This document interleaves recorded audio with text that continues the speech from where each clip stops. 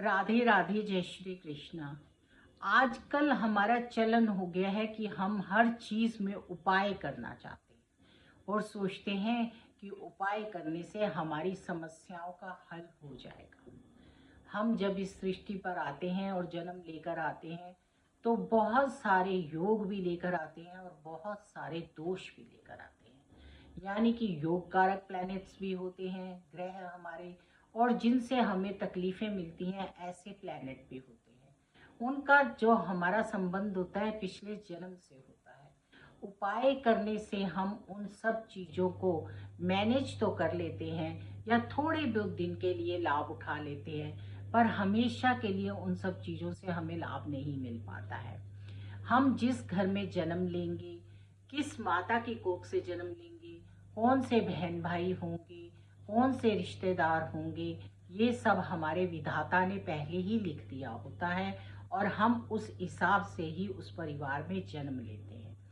अब हमें ये देखना ज़्यादा ज़रूरी होता है कि उस परिवार में ही हमारे 9 के 9 प्लैनेट हैं।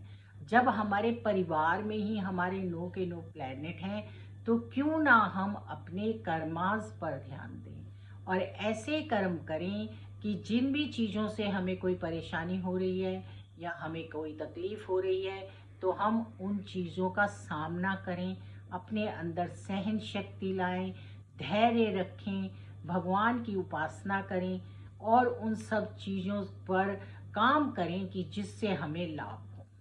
छोटे मोटे उपाय करने से बहुत लाभ मिलते हैं, इसमें कोई दो राय नहीं है, लेकिन वो क्षणिक ही लाभ होते हैं।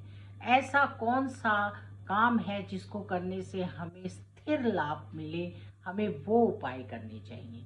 तो वो उपाय कैसे होते हैं?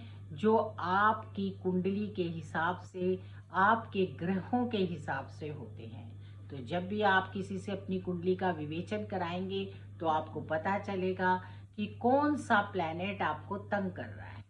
अब अगर आपका प्लैनेट है उच्च का मून, यानी कि माँ का, माता, उच्च का प्लैनेट आपका जो है मून का है और उसी में आपका वो जो मून है बैठा हुआ है वीनस के घर में, यानी आपकी पत्नी के घर में, तो यहाँ पर आपको किस तरह के उपाय करने हैं और किस तरह के काम करने हैं ताकि आप मून और वीनस के अंदर एक कंपैटिबिलिटी बनाकर और आगे जा सकें और पत्नी और माँ को भी खुश रख सकें और जीवन में इस समस्या का समाधान कर सकें।